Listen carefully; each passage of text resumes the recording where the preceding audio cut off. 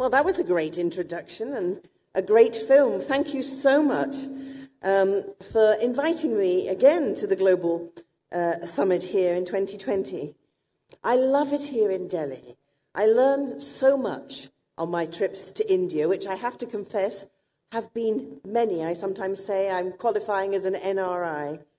But there's nowhere in the world like India with its vibrancy, its entrepreneurialism, its boundless energy, and of course, that feeling more and more that India is on the rise and about to take its rightful place in the world. And today, of course, the theme is sustainable growth in a fractured world. And it's an honor to be here to talk alongside so many other distinguished speakers. As Kofi Annan said in 1991, whilst globalization is a positive force, it's also blind and therefore needs to be carefully harnessed to encourage more equitable, inclusive, and sustainable growth. How are we going to achieve that? When we describe today's world as fractured, we mean a world where the benefits of economic growth have accrued to the very richest, whilst the lower and middle classes have had more limited rewards. We mean a world where, as we've seen, politics are fractured, characterized by nationalism, populism, and yes, in my country, the folly of Brexit. A world physically fractured by the humankind's continued mistreatment of our environment, and a world fractured because of the historic marginalization of certain groups. And of course, there have been many public commitments to mending these fractures by individuals, by countries, by companies. But there's only 10 years left to achieve the Sustainable Development Goals. And we need more than words. We need tangible actions. And if I was to answer the question in the opening about what would be the key to solving the 3 E's, my idea for you is women. And in particular, women's economic empowerment. Now, why do I say that? Well, first of all, women are persistently overrepresented in the world's most vulnerable groups, because access to resources and the rewards of economic development is heavily skewed towards men. And women still suffer systemic discrimination. The World Economic Forum publishes every year its Global Gender Gap Report.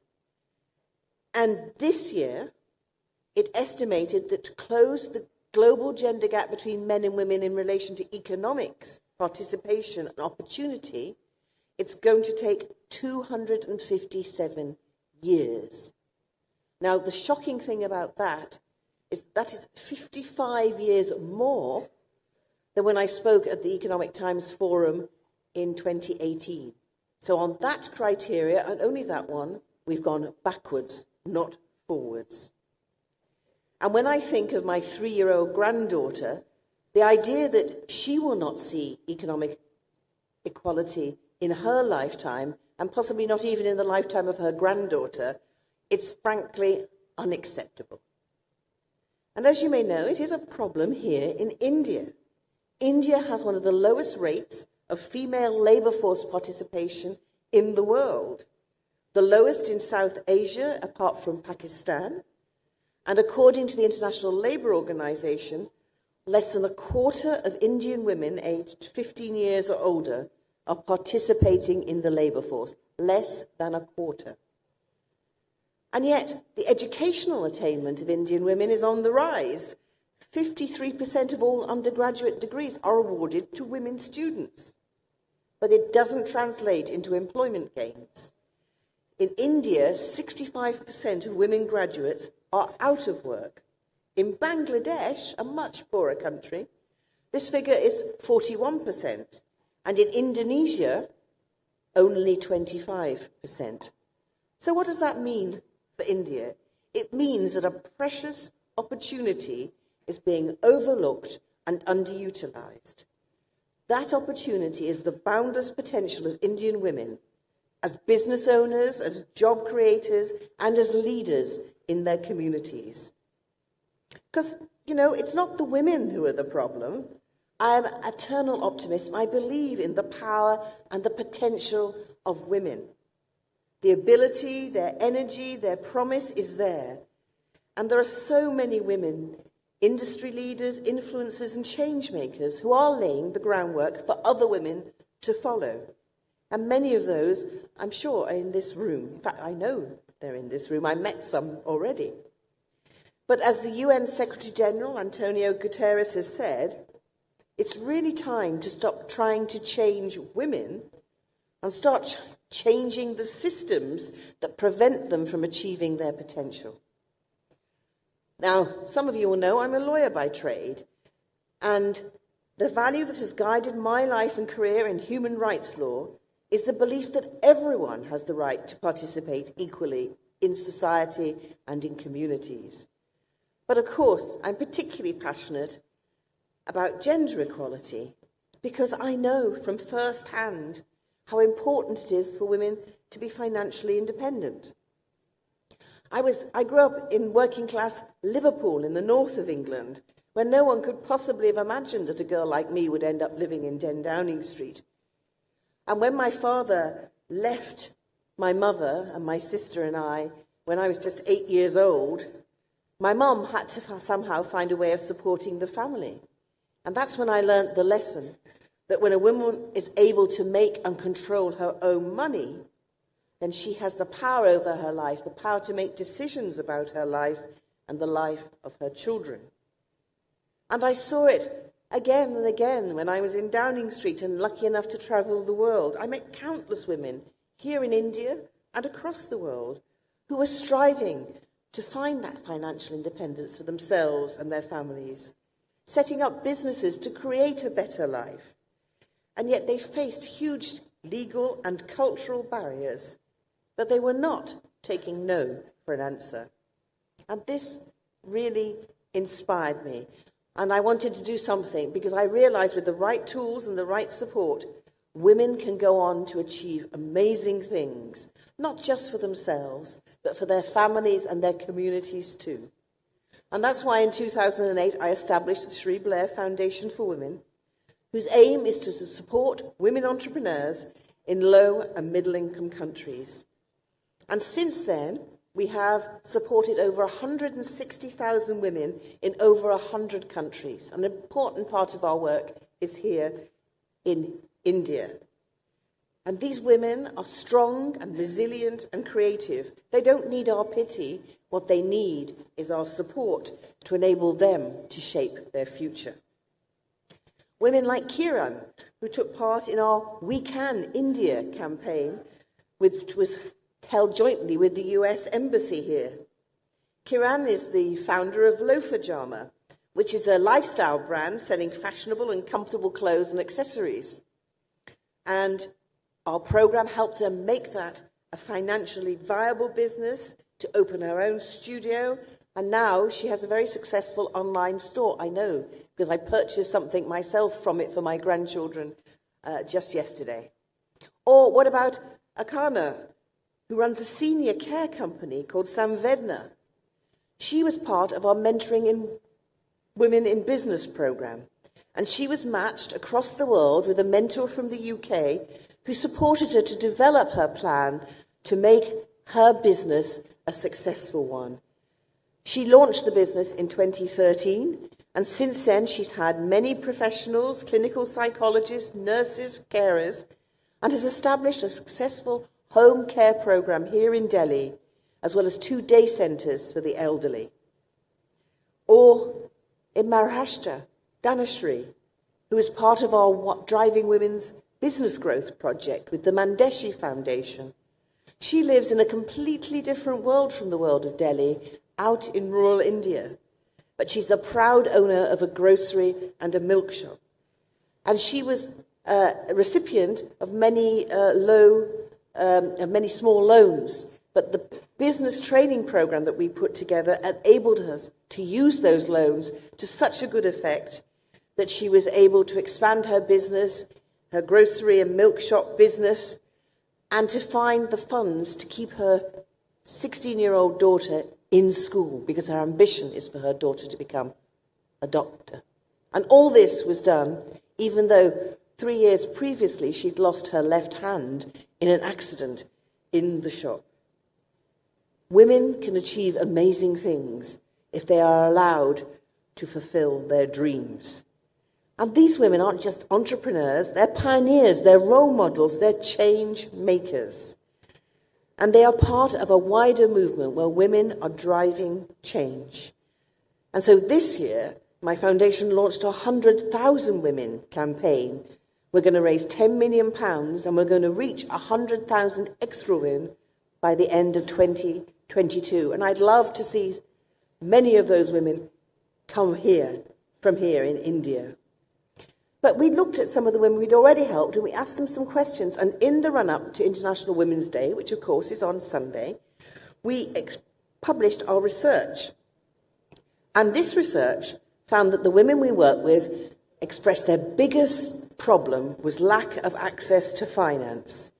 This was far the biggest problem and barrier to their entrepreneurial success. And of the ones who had got access to finance, almost 3/4 of them received it, no, not from banks, not from institutions, but from friends and family. And when asked what change would have the biggest impact on women entrepreneurs, 42% said more opportunities for investment in women's businesses. But nearly 2/3 of the women we surveyed also talked about stereotypes, negative stereotypes about what women entrepreneurs can and cannot do. And you know, the most common stereotype they experienced was that women should prioritize motherhood and domestic duties. 1/3 of them found that people claimed that women were not assertive enough to be successful entrepreneurs, or another 1/3 that women just weren't ambitious enough and therefore their businesses couldn't be successful. These are just prejudices, not actual truths. But you know, empowering women isn't just about the women themselves. My foundation published with the Boston Consulting Group research which showed that if women had equal opportunities to be entrepreneurs, global GDP would rise by a whopping $5 trillion. That's money that could be making all of our lives better. In fact, in 2018, the ILO reported that reaching gender parity in the labour force would have a bigger impact in India than in any other region in the world, increasing its GDP here by 10%. Increasing women's participation by 10% could add $770 billion to India's GDP by 2025.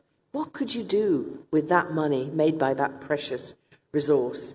Hillary Clinton put it well when she said, "We don't have a person to waste, and we certainly don't have a gender to waste." So that's why I'm so delighted to be able to speak to you here about how we can achieve sustainable, inclusive development. Because when women are empowered, the whole world is empowered.